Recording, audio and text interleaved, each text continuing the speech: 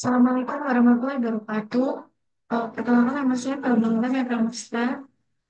Di sini kami yang bersangkutan saya dan saya akan mempresentasikan tugas AI yakni prediksi kelangsungan hidup pasien primer screening situasi menggunakan berbagai metode mesin learning yang dimodifikasi dengan teknik K-fold cross validation studi kasus Mayo Clinic 1974 sampai 1984.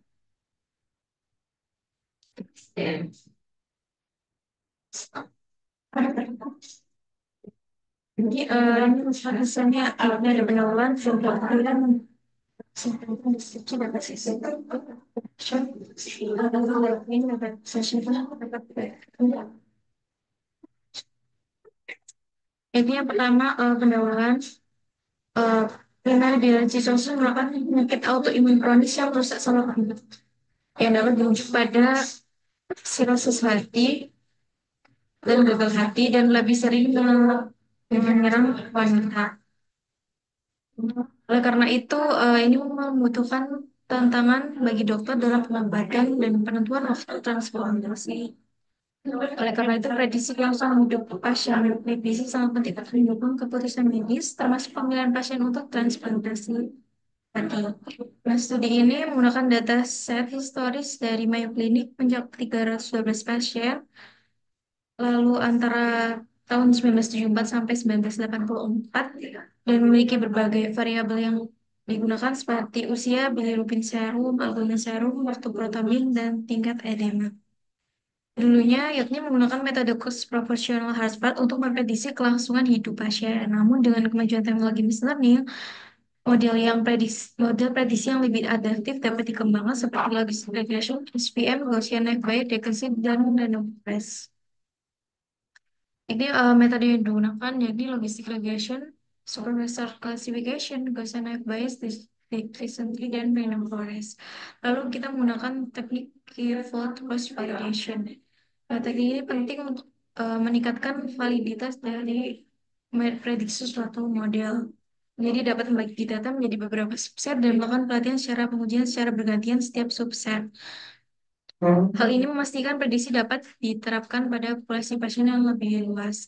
Penelitian ini bertujuan untuk memberikan wawasan tentang metode machine learning yang akurat dan mudah diterapkan untuk memprediksi kelangsungan hidup pasien PBC sehingga dapat membantu merencanakan transplantasi dan mendukung edukasi serta konseling pasien.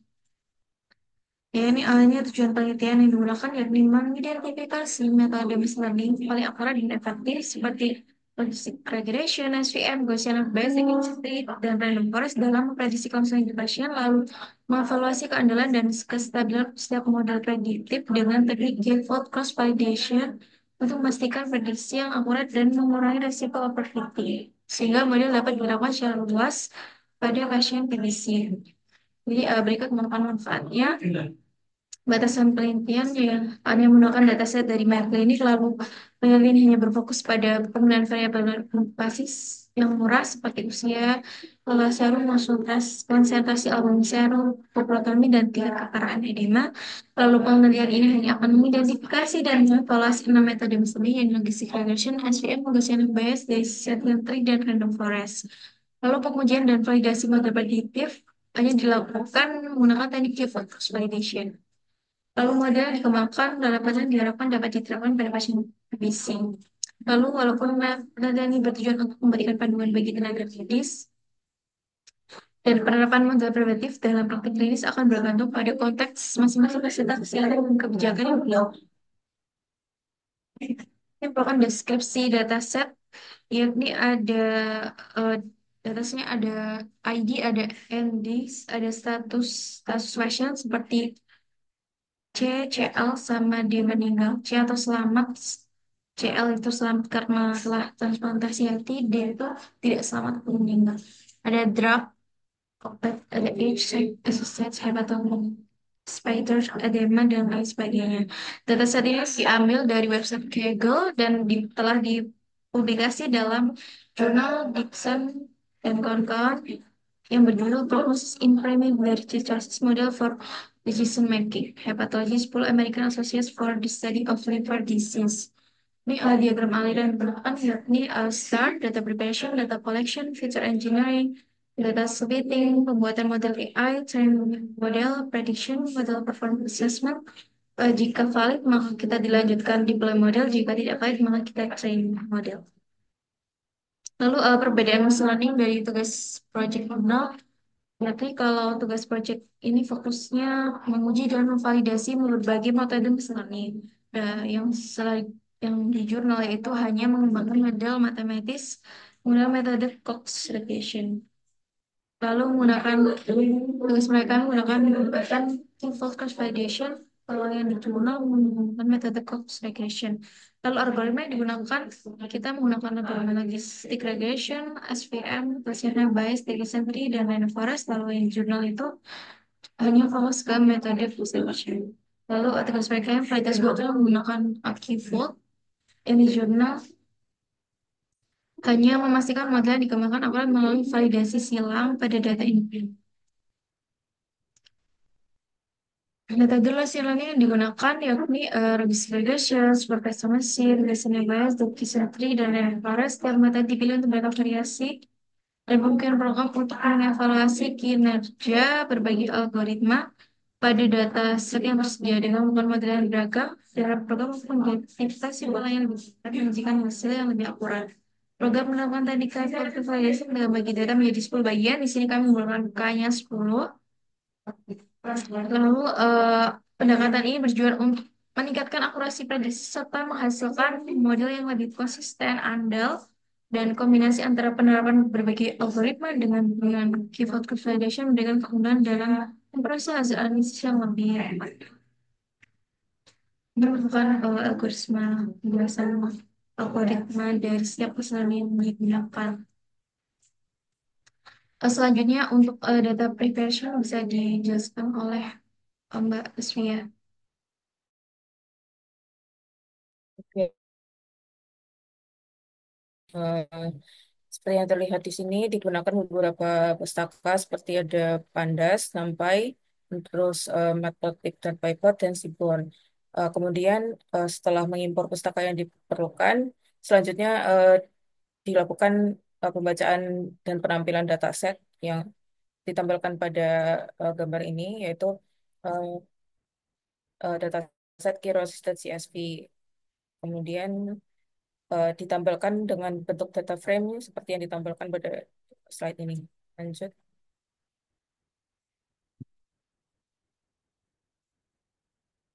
Next. Oke, selanjutnya untuk data understanding yaitu mengetahui jenis-jenis tipe data dari masing-masing variabel. Eh, Kemudian hasil dari data understanding ini sebagai berikut untuk kolom ID, NDES, dan index itu tipenya integer 64. Terus untuk status drug, sex, size, hepatomegaly, spiders, dan edema itu type-nya objek. Kemudian eh, bilirubin, kolesterol, albumin, koper, phos, SGOT, triglycerides, platelets, prothrombin, dan stage itu data type-nya adalah float. Kemudian ini juga ditampilkan eh, jumlah data yang tidak nol, yang artinya eh, tidak bukan bukan nilai non atau ada nilainya dan bukan data yang hilang. Kemudian selanjutnya dilakukan data cleaning, yaitu pertama ditampilkan jumlah data yang kosong. Selanjutnya di data yang kosong tersebut kemudian dibuang sehingga hanya tersisa data yang lengkap saja. Kemudian lanjut. Kemudian selanjutnya ada data visualization. Di sini kami menampilkan data dalam bentuk eh, histogram. Di sini ditampilkan eh, histogram untuk status pasien, terus ada stadiumnya, terus hepatomegali, eh, terus jenis obat yang digunakan, lalu jenis kelamin, asid, spiders, dan edema. Di sini untuk sumbu horizontal atau sumbu X-nya menampilkan eh, kategori atau nilai datanya, kemudian untuk sumbu Y atau sumbu vertikalnya menampilkan count atau jumlah datanya. Oke, lanjut. Oke, ini lanjutan dari yang tadi menampilkan data dalam. Kemudian ini juga ada histogram yang menampilkan apa frekuensi dari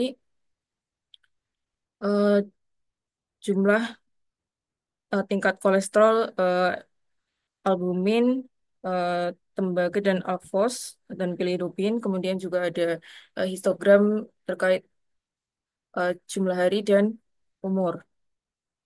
Lanjut.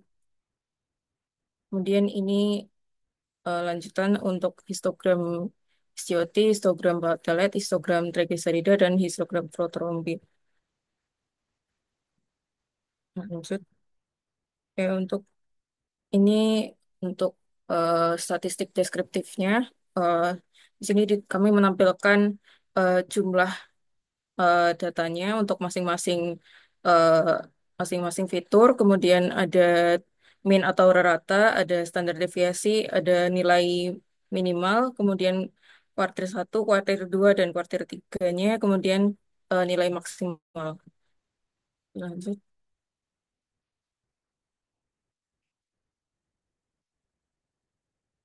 Oke, ini ada count plot dari eh, beberapa fitur, ada eh, ada count plot untuk obat yang mana menampilkan eh, masing-masing jenis obat dan jumlah jum- jumlah pasien berdasarkan statusnya. Ada yang biru itu menggambarkan pasien yang meninggal, kemudian atau statusnya D, kemudian yang coklat itu menampilkan C atau pasien yang selamat, kemudian yang hijau itu menampilkan jumlah pasien yang selamat karena setelah melakukan transplantasi hati.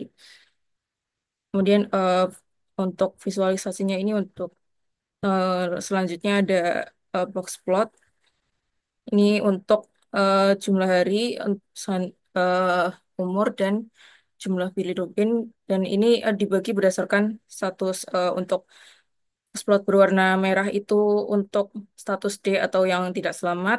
Kemudian untuk box plot berwarna biru itu untuk status C atau selamat. Kemudian box plot berwarna hijau itu untuk status CL atau pasien yang selamat setelah transplantasi. Lanjut. Oke, ini lanjutan dari yang tadi. Oke, selanjutnya untuk penerapan machine learning-nya ini kami pertama melakukan impor pustaka untuk penerapan machine learning. Ini kami menggunakan pustaka dari scikit-learn. Selanjutnya dilakukan penggolongan status pasien menjadi dua, yaitu ada yang tidak selamat dan selamat.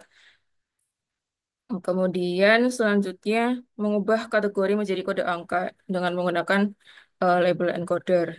Selanjutnya mengubah data numerik menjadi bentuk skala terhadap mean dan standar deviasi. Kemudian memisahkan data ID dalam pengolahan. Kemudian hasilnya ditampilkan sebagai berikut. Kemudian eh, untuk algoritma machine learning pertama yaitu logistic regression, berikut ini adalah hasilnya. Eh, Seperti yang terlihat, akurasinya telah mencapai nilai 0,91, sedangkan untuk training data, sedangkan pada testing data akurasinya 0,88. Lanjut. Kemudian untuk algoritma kedua yaitu support vector classification atau SVC, untuk training datanya telah mencapai nilai 0, akurasi 0,69, sedangkan untuk testing data dicapai nilai akurasi 0,72.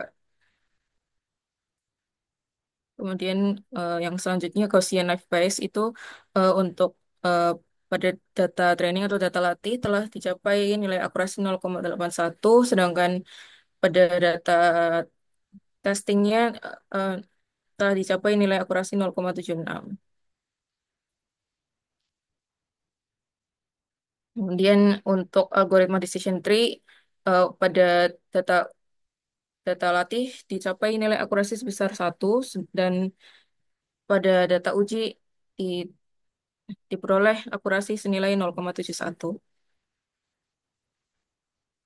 Kemudian selanjutnya untuk algoritma random forest, eh, pada data latihnya dicapai akurasi 1, sedangkan pada data ujinya dicapai akurasi sebesar 0,83.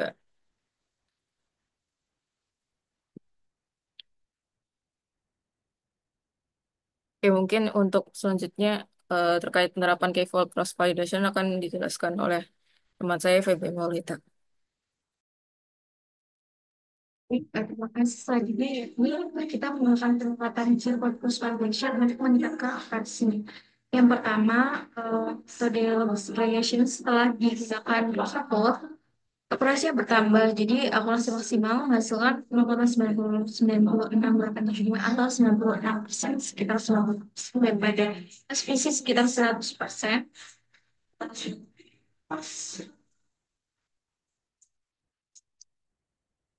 Untuk Gaussian bias sekitar 0,90 atau 90%, Distribusi 0,87 atau 87%, dan Random Forest 0,93 atau 94%. Mungkin lalu ini video demonstrasi kami yakni di link berikut.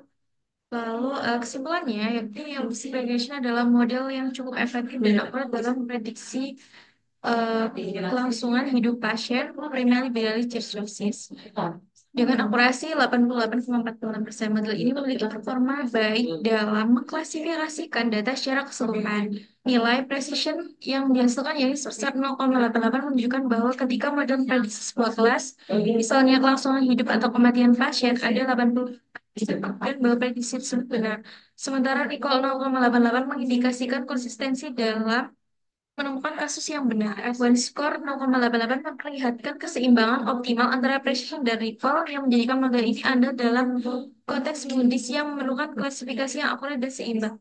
Lalu berdasarkan hasil cross validation, logistic regression adalah model yang paling akurat dan stabil dalam memprediksi kelangsungan hidup pasien, diisi dengan hasil akurasi yang tinggi sebesar 0,96875 atau 96,88% dan konsisten. Model ini menunjukkan kestabilan dalam klasifikasi dengan risiko rating yang relatif rendah dibandingkan dengan model lain karena logistic regression cenderung lebih sederhana dan linear.